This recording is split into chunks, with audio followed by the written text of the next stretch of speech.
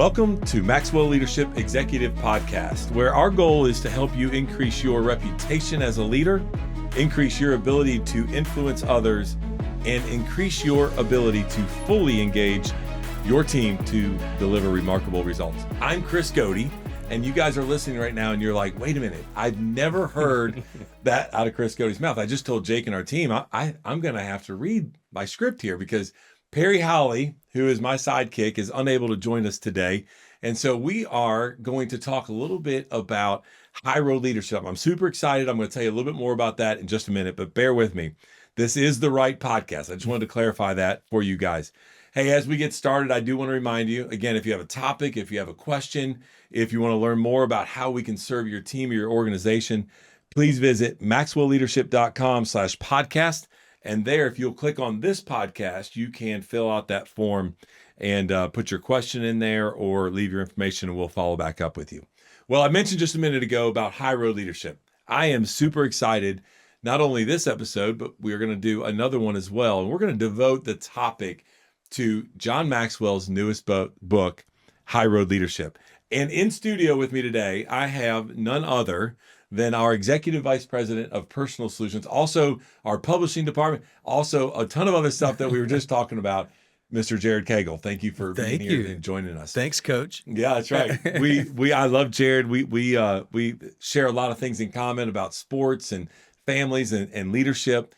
What I want to do today is I want to just connect with you and then connect with our audience about this book that John has coming out here in the very near future. Mm-hmm. And by the way, hang with us because we're going to talk about some content, but then we're going to talk about an event that in just a week or so, a free event that you're going to be able to register where John will be talking even more in depth about the content of this book. Take a minute and give us a little backstory about this book, kind of an overview of the book and the content in it that John's so excited about. Absolutely. Yeah. John, for quite some time, maybe you've heard him say he's leadership sad. Yeah. And when he talks about that, he's talking about the nature of leadership in our world today, specifically around politics and not just our country, but the way that the world is sort of being run. And he has been passionate about this topic for quite some time. So high road leadership is all about bringing people together in a world that divides. Mm-hmm. And we believe it's a necessary message really for such a time as this. Yeah. And so in the book, he gives 12 principles, 12 characteristics of high road leaders. And each chapter is another one of those characteristics. And then at the end, you see how you can live out those characteristics yourself, whether it's in your organization, your family, whatever the case may be. And so we're really excited about this message. It's the first time in some time where we feel like it is poignant for the time that we're in. And John's really, really thrilled about the book. I even love a little spoiler alert. I even love the design of the cover. Okay, right. Yeah. And the message that it's given. Yeah. It's not off the press. We got them right there. Yeah, we got them there. Yeah, we got them right there. We threw them up. But especially here in the U.S.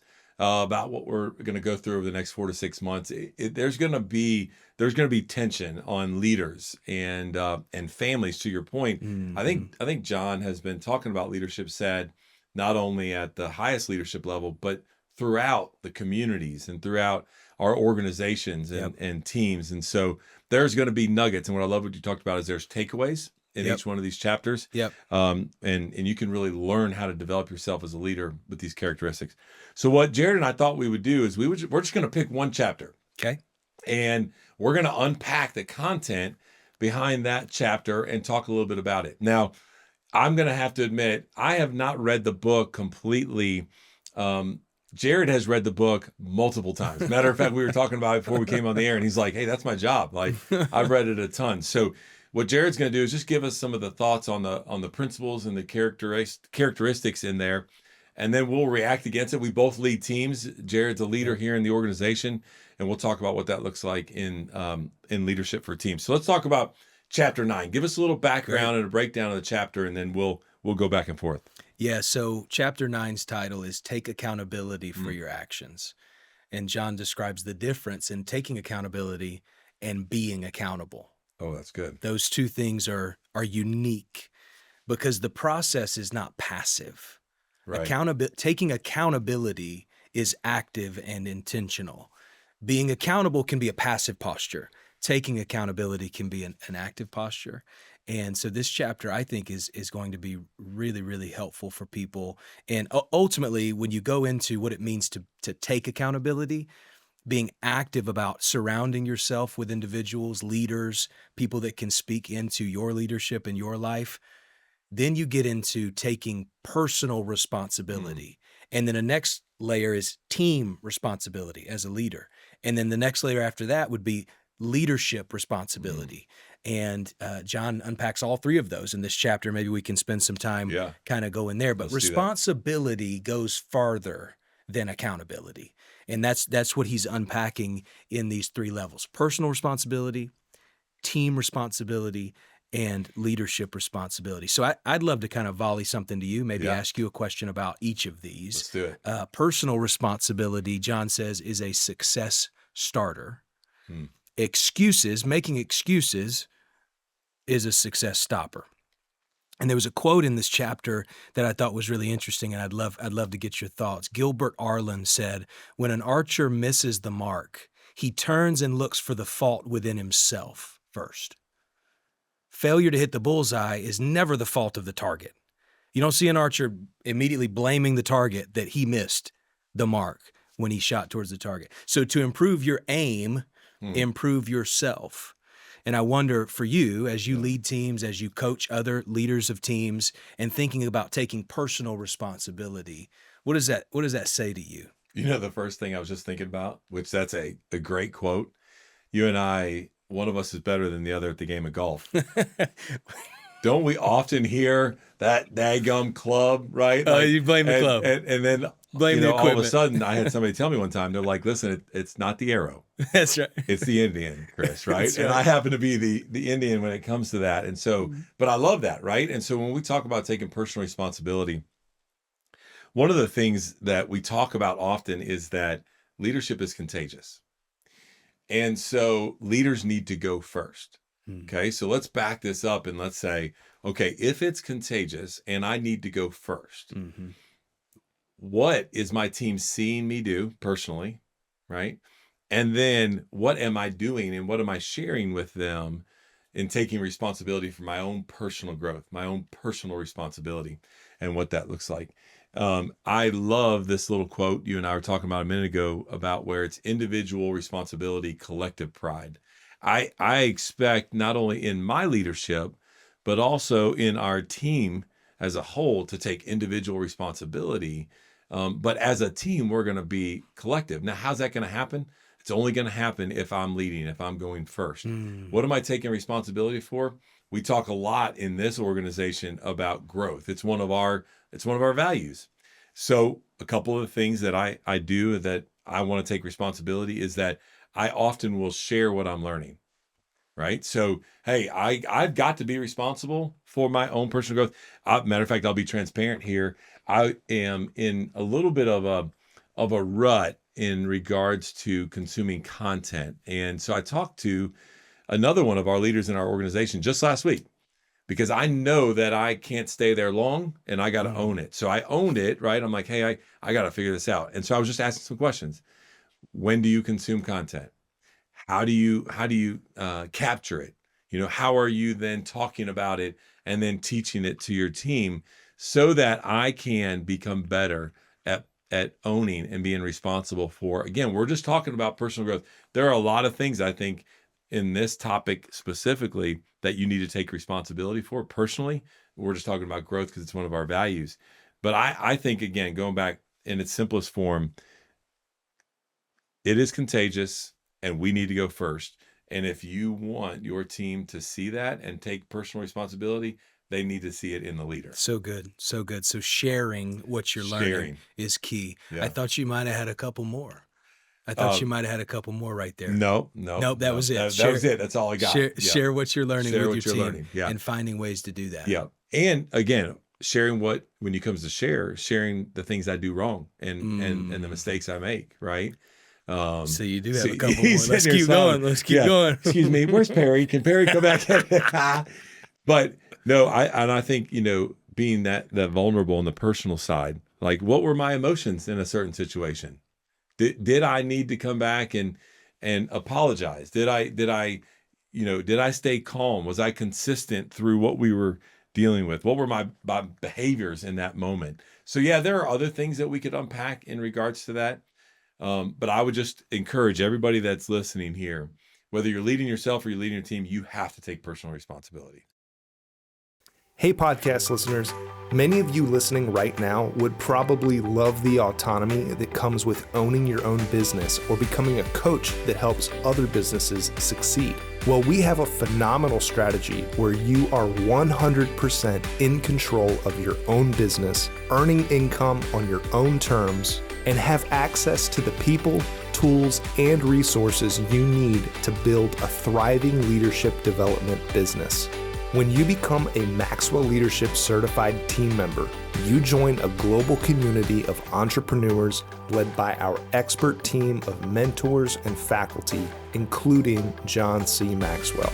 You'll also get one of the top leadership certifications in the world next to your name, giving you the boost you need to get started. Visit us online at maxwellleadership.com/join the team to find out more. Let's take it another layer deeper. So team responsibility now, right? When you think about the team, accountability becomes the glue that holds the team together. That's what John teaches in the book. No matter how difficult the circumstances get, accountability is that glue. He has a story of Lou Holtz in the book in this chapter, which is pretty interesting. I know you're a football fan. You were in the trenches at one time. Long time ago. You played wide out. We're not going to tell him what position. Left out is where I played. Left out. But he tells a story about Lou Holtz and the night Lou Holtz told John on the night before his bowl games, he would go to each individual player and he would ask each individual player the same question. And he would say, what can I count on you for that's going to bring us as a team to victory? What can I look to you for individually that's going to help us be victorious? And he tells a story. The result was the players started taking responsibility personally, and they began to see themselves as a part of the team and then hold each other accountable to that. I wonder if you had thoughts on that or even maybe some tips for the audience on how we can take similar things to our team. Yeah, I love that. I had not heard that story and have not read that in the book yet, but I absolutely love it. Two things for you that I just thought about. Number one, my son has had the privilege of playing college football and at a fairly high level in two different programs. Go Dogs. Go Dogs. And what made me think about this was you mentioned that the night before a bowl game, Coach Holtz would go around and say whatever. One of the things that he told me was a drastic difference between one organization and the other was the night before the game, they would be in their offensive meeting and they would put up a certain play on the screen and the offense coordinator would be like, all right, here we go. And he would go through each one of the starters. What are you responsible right here? What are you responsible for doing? Wow. And each one of them had to stand up and say, this is what I'm doing. This is what I'm responsible for. You want to talk about team accountability and to each other and to the coaches. You better know what you're talking about. Another program he mentioned was that he said, hey, we would go in there the night before and they would say, okay, everybody at one time blurt out, what are you responsible for when they put the play up? And he said, it's like just a bunch of gibberish. Sure. And people could have said whatever they said. And so people didn't really know whether or not they could trust that individual that's sitting next to them. And so I thought, man, that's two ways that you can look at how do you get to the point to where you have team accountability, make sure the team's taking responsibility for the numbers. So what does that look like in the corporate world? One of the things is that a lot of leaders don't like to hold their team accountable. They don't like to ask the tough questions. They don't like to say, man, hey, you let me down here, Jared. You said you were going to make 42 calls and you made 35. Like, what are we going to do next? Now, others, they love it and they'll get into the trenches and they don't have a problem with it. Well, one of the things I found was when I run my weekly team meetings, I put it all out on the table for the whole team. So now what we do is similar to the first example I talked about in regards to the pregame and the offense coordinators calling out and each individual stands up. We go around the table and we're like, what did you accomplish last week in comparison to what was your responsibility? Wow. And so we're able to hold each other accountable as a collective unit, not just the leader going, hey, why didn't you do this? Why didn't you do that? And it becomes, a little bit more of a command and control, but yet it's this unified, hey, we're going here. And we all agreed that it's going to take this to get there. So now let's all report back to each other and be accountable as a team and be responsible for what we committed to. All right, let's go there for a second. Okay. So leadership responsibility, that's the third level that John describes in the book. And you just triggered something in me right there. You mentioned earlier, the leader has to go first, right? And responsibility becomes contagious. So how do you, in those meetings, when you have the team go around the room, how do you go first, or what are the ways that you show what you're taking responsibility for as the leader? Yeah. So the first thing I do is I report on a bigger level to them of the organization. Okay. So my team is a part of our enterprise. So I actually come to the table because I sit on a leadership team that not only does our team funnel up to that, but other teams do. And I take responsibility for all those teams, right? We're in that together. And so I will come to the table and I will talk about some of the things that we're supposed to be hitting that we're not, some of the things that we are exceeding, but I'll talk about it from a macro level of the enterprise and own it when we're not, or celebrate it depending on the leader that is responsible for that business unit. So one of the things that we've started doing that I love is our director of HR, Heather, sits in these meetings and says, hey guys, here's 4 things as an enterprise that you need to be communicating. They're not all good. Some are good. And so I now take that as part of that posturing when I go first. So I think by me going first is doing that. Also, if we're not as a team, my direct team, if we're not producing, I will 100% own that on the front end and get in it with them. And I will make that statement in the very beginning so that, to your point, that characteristic, that attribute is contagious, and hopefully it's showing up at every seat around the table. So good. So good. Yeah. Take accountability for your actions. That's chapter 9. I love it. Incredible. Well, look, here, first time ever, we're sharing a chapter right out of John's newest book on that content piece. There's one thing that we do want to share with you guys as we wrap up. There's an event that John's very excited about. You're excited about. Your team is behind putting this together. Yep. And it's amazing, some of the speakers that are going to be on there. The event is free. It's April 23rd. And we're going to tell you how to go and register for it. But before we do that, I'd love for you just to share with our audience a little bit about the event, how it came to be, and what they can expect on that day. Sure. Love it. Yeah. John is very excited about getting this message to as many people as we can. But the way that we're going to do that is we're really calling on individuals that are passionate about helping be a part of the solution in these divided times. And so we want as many people to hear it as possible, but we really want people at this event that have a passion for helping other people lead on the high road and be a part of bringing people together in a world that divides. So we've brought some speakers together. As you mentioned, we're so blessed and honored to have some really big names and influential people at this that are going to each take a chapter that we think they embody in some way, and they're going to teach, out of that topic, which says a lot too about the respect for John for these Craig Rochelle, Molly Fletcher, Pete Vargas, Eric Thomas, E.T. the hip hop preacher. He goes by, Henry Cloud. Dr. Henry Cloud's going to be there. Wow. Will Goede, who just wrote Unreasonable Hospitality that everyone's kind of raving about. That book sells. First-time author. That book sells 3,000 books a week right now still, and unbelievable. Gretchen Rubin's going to be there. We have a good list of people that are going to help us carry this event forward. Rory Vaden, Pete Vargas, and it's going to be really exciting. So here's what I want to say, too, about that, because you mentioned it was free, and you said that a few times. There is a portion of it that's free. Gotcha. Okay. There's the first portion that you can come to for free, but the whole event, you got to pre-order a copy of the book, because we want you to have the book in your hands. We want you to take this seriously and be a part of the solution, right?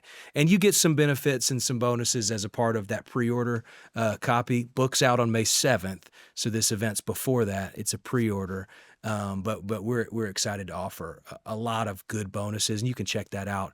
They can check that out at highroadleadershipLive.com. I'm Love sure that. you'll cover all the Yeah, details. no, that's good. Yeah. highroadleadership.live.com is where they can go. Now, when they go there, can they purchase the book there to be able to see the whole event? So Yep. you're telling me I just need to purchase a copy of High Road Leadership One and they copy. get the whole event. One copy. That's fantastic. Yeah. You get more too. You'll see on the website. You can get more too as well. Well, listen, I want to encourage you, man, just talking today about personal accountability, team accountability, leadership accountability, which we kind of encompassed all of those conversations around. We got to take a responsibility first. And what I love is that John has handpicked other communicators to come on and talk about each one of the chapters and what it means to them and how to live that out. So again, highroadleadership.live.com. You want to go there, fill that out. Remember, the book's not even coming out till May 7th. Yep. Right? So you'll be able to get that in front of everybody else once we get it delivered. Well, listen, thank you for joining us today, watching us on YouTube or listening to us. This content is so needed in organizations, in teams, in our countries, whatever it might be, and I'm super excited about it. We would welcome any questions that you might have, any follow-up, anything that we need to help with clarity. Again, go back to maxwellleadership.com/podcast. There'll be a form underneath our podcast that Jared and I did today. And if we can help you in any way, just put that in there and we'll let you know. That's all for today. Thank you for joining us. This is the Maxwell Leadership Executive Podcast.